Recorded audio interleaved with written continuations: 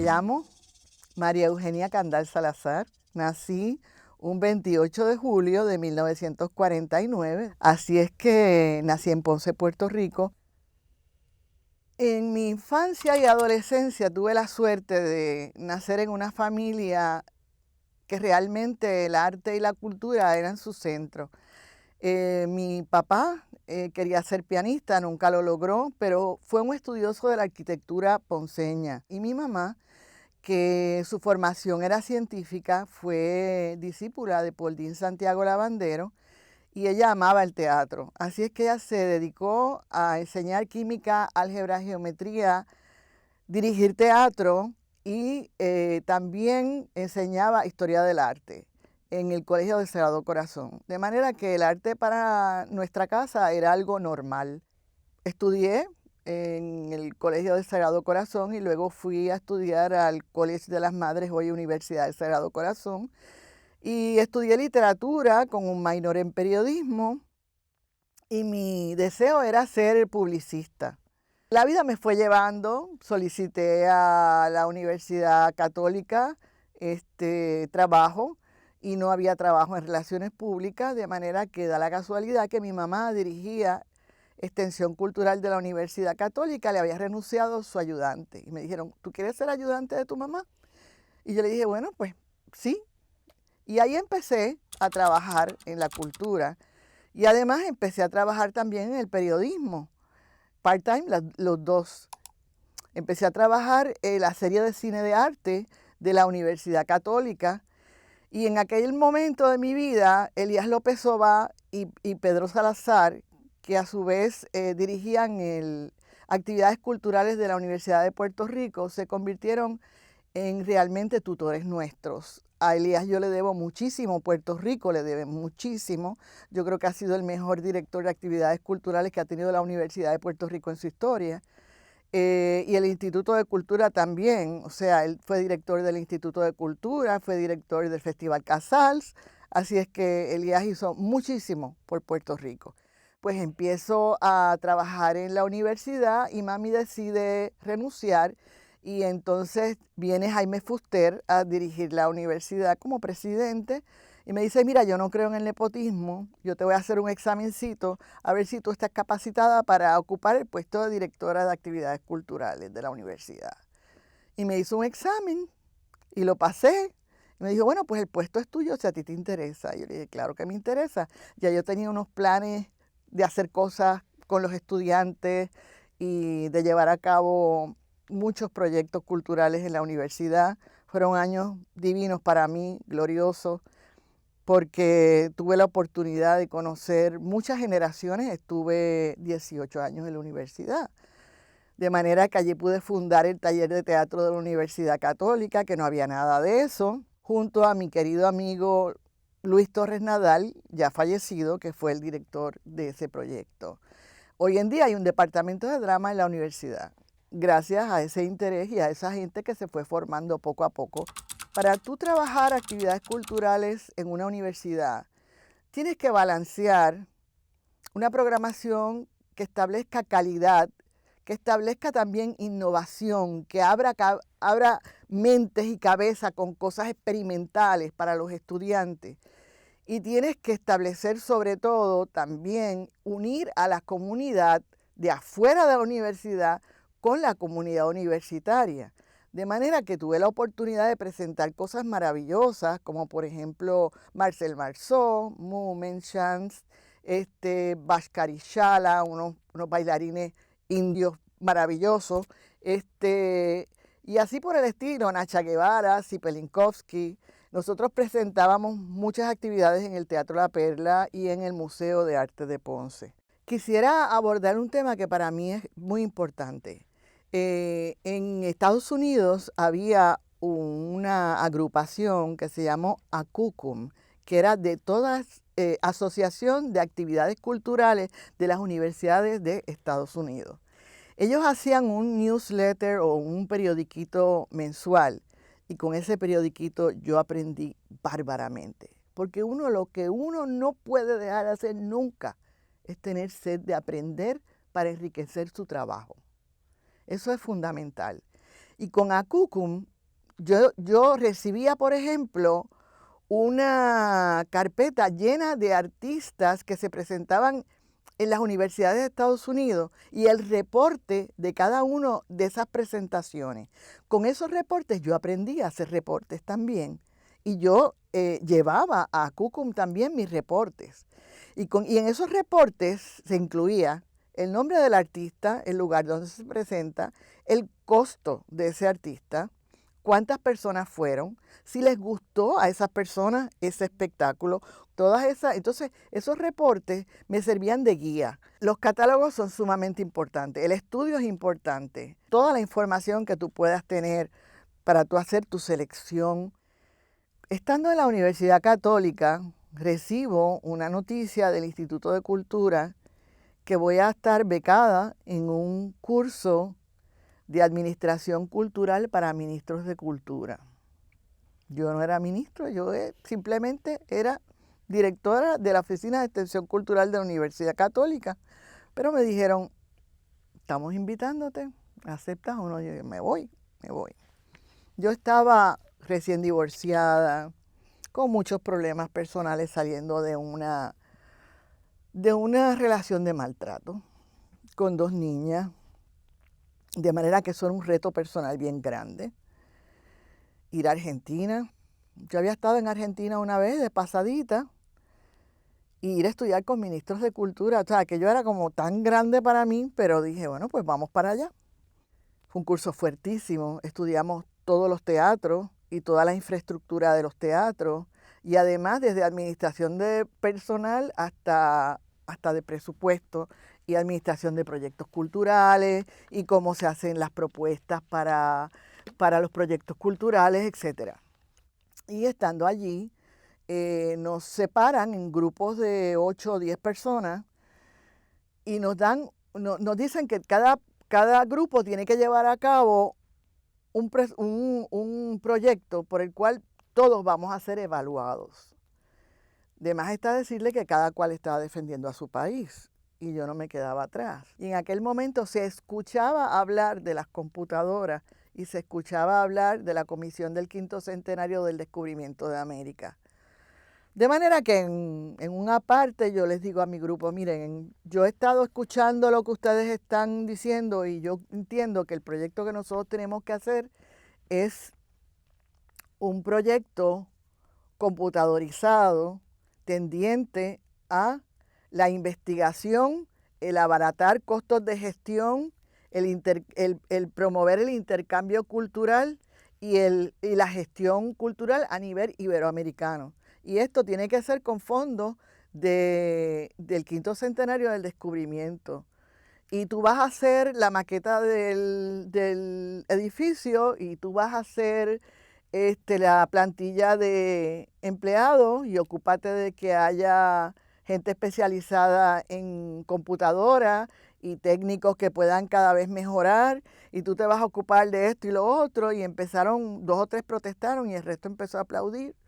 Y para hacerles el cuento largo corto, fue el único sobresaliente del curso. Yo quedé, yo no sé, o sea, yo estaba mala del estómago, llorando, yo no encontraba ya qué hacer conmigo misma, el estado de nervio era brutal porque todos mis compañeros dependían de mi proyecto para salir bien. Y era algo innovador, como les digo, se estaba escuchando hablar de las computadoras. La parte más importante, diría yo, de mi carrera de 30 años, ¿verdad? La hice cuando me reclutó el alcalde de Ponce, Rafael Cordero Santiago, para crear y dirigir la Secretaría de Cultura.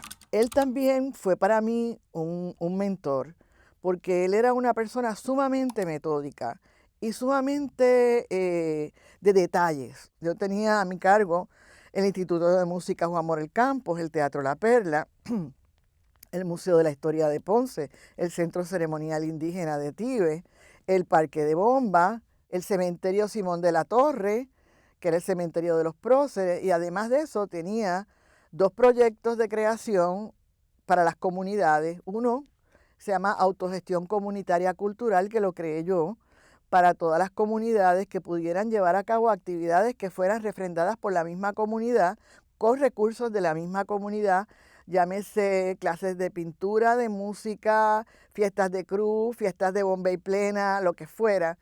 Además de eso, yo creé un proyecto social que se llamó el Ballet Salsa Sur. El proyecto contemplaba ayuda social, ayuda psicológica, tutoría para los jóvenes, ballet clásico, ballet moderno, jazz y salsa.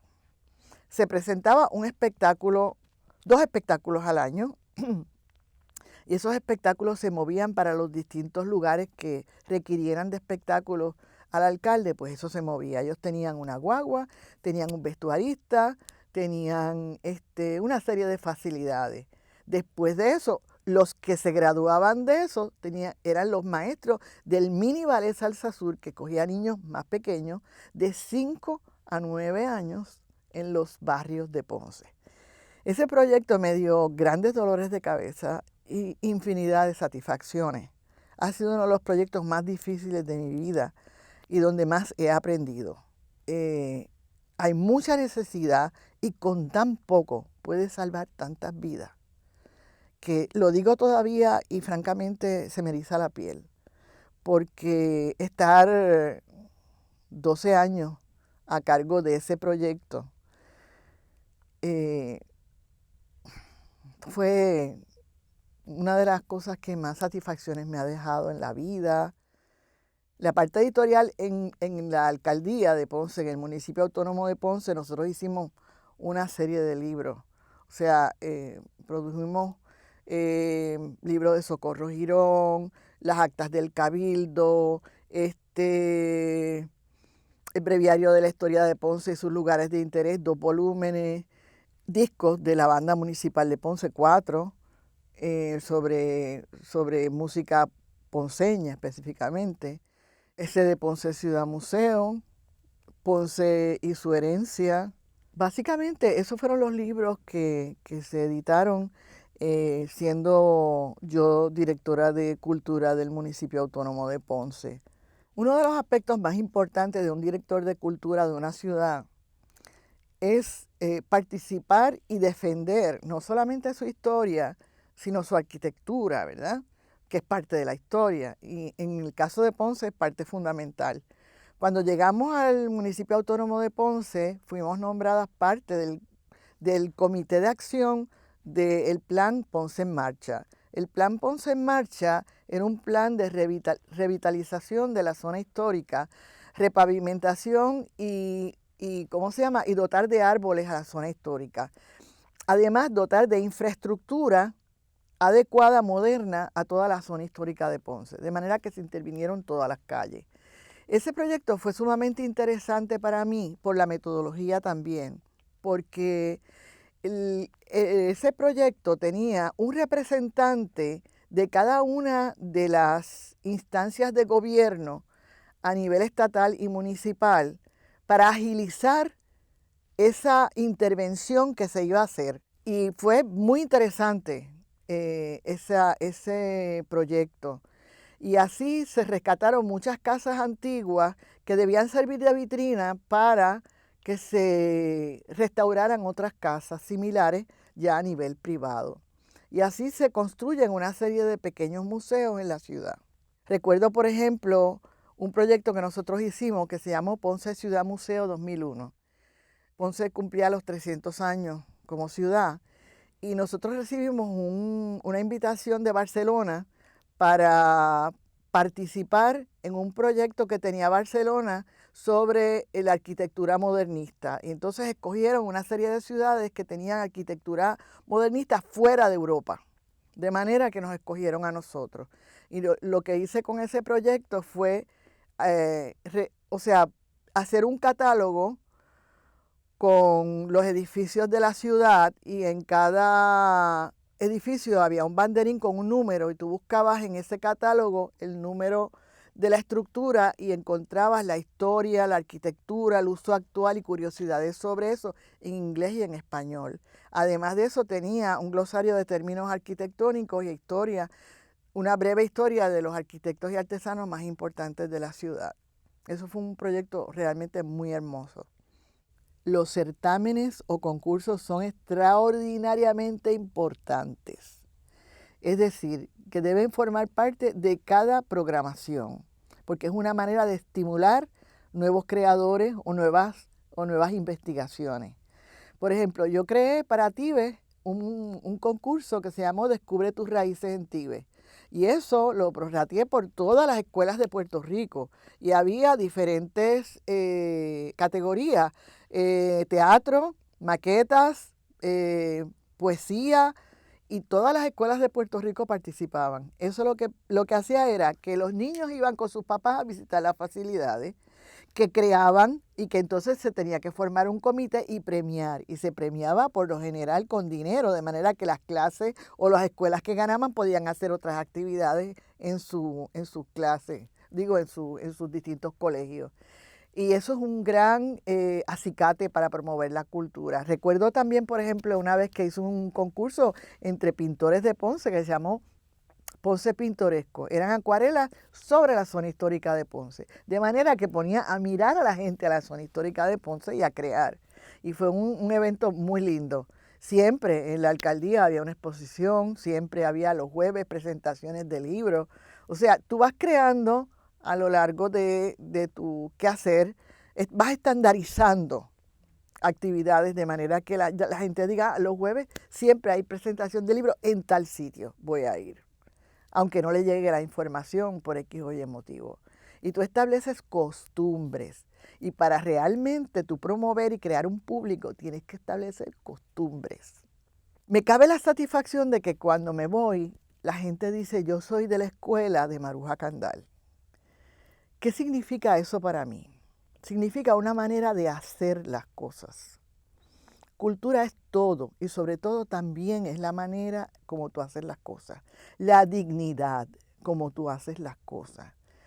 Tienes que comportarte adecuadamente con un artista, con un conferenciante, invitarlo a cenar, darle su espacio, que se sienta amigo. Tienes que tener deferencia con el público, saludarlo, después al final le gustó, no le gustó. Tienes que empacar esa actividad de manera que sea una actividad que hable de que la persona que la ejecuta tiene un nivel de cultura que respeta tanto a la persona que se va a presentar como al público.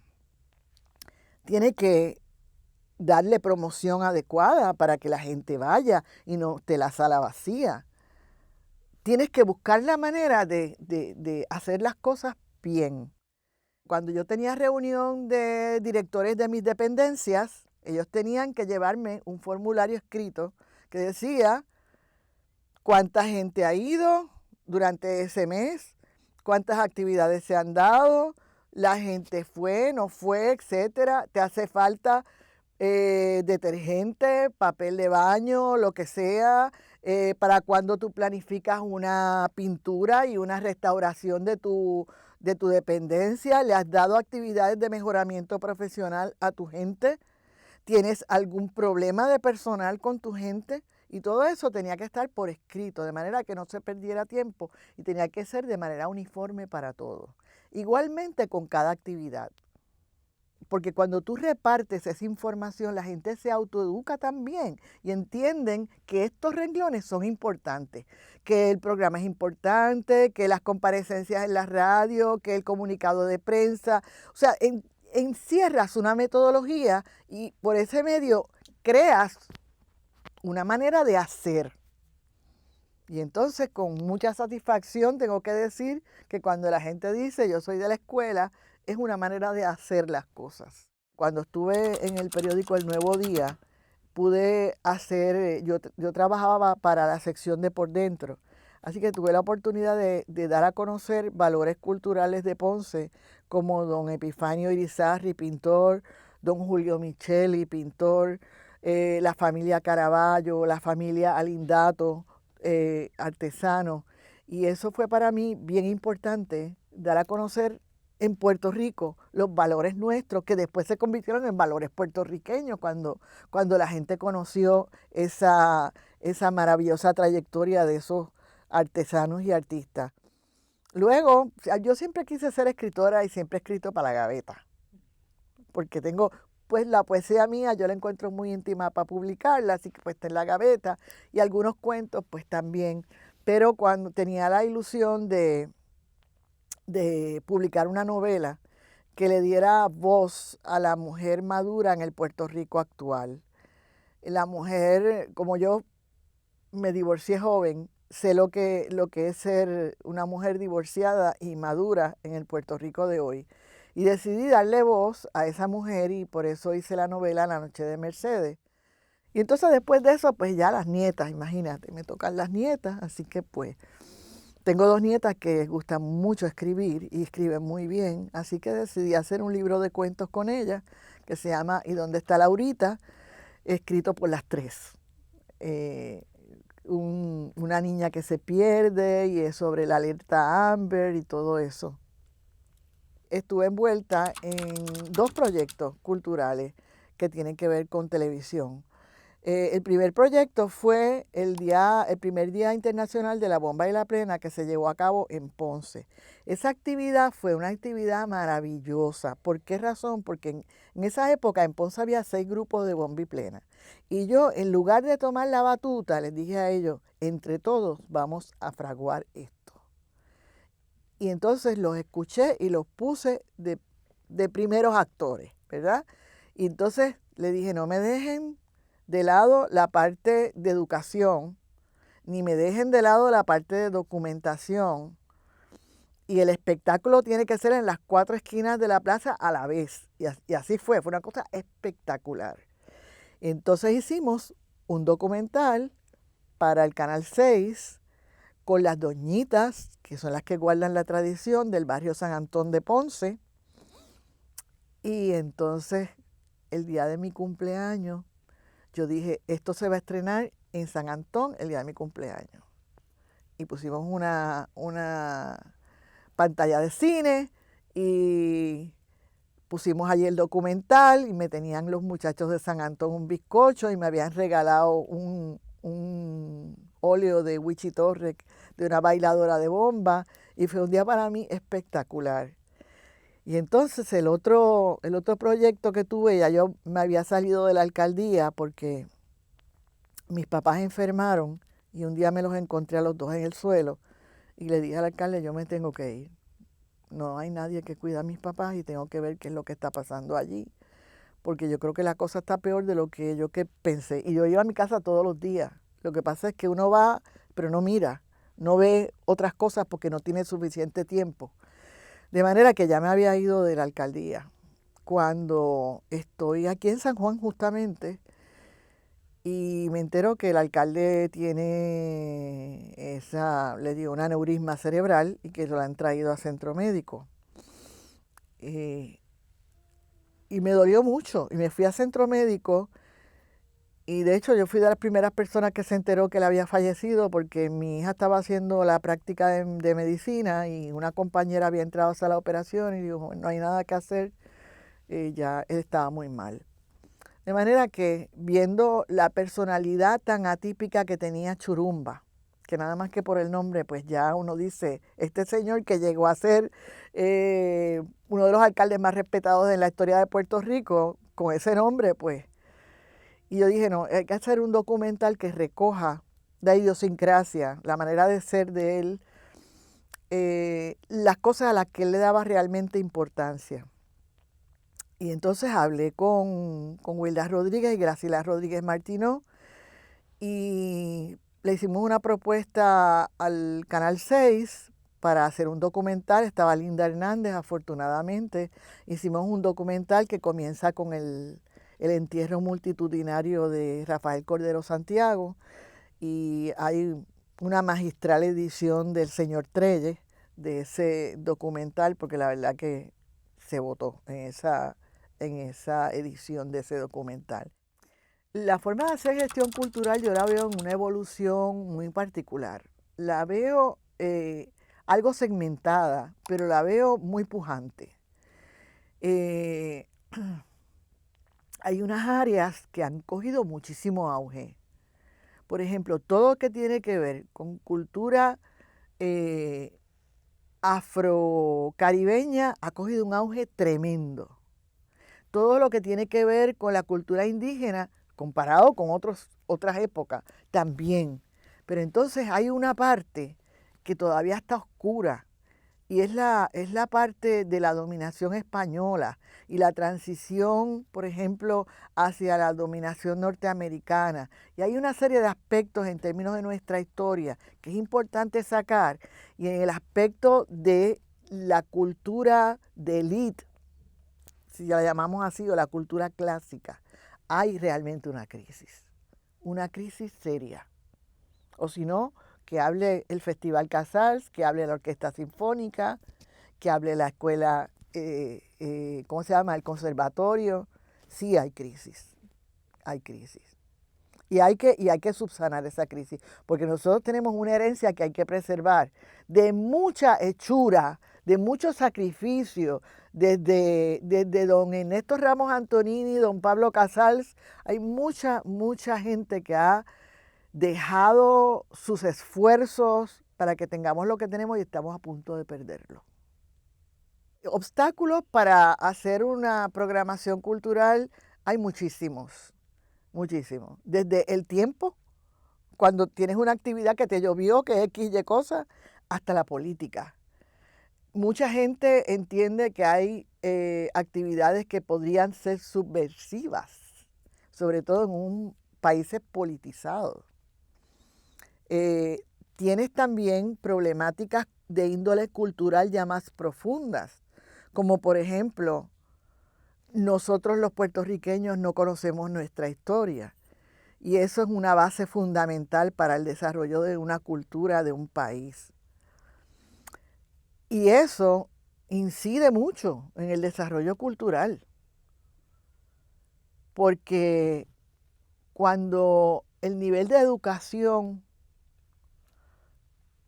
personal y de un país no es suficiente, se crean prejuicios y se crean maneras de ver y mirar la vida de una perspectiva que no es la de un país culto, de un país que tiene conocimiento sobre sí mismo.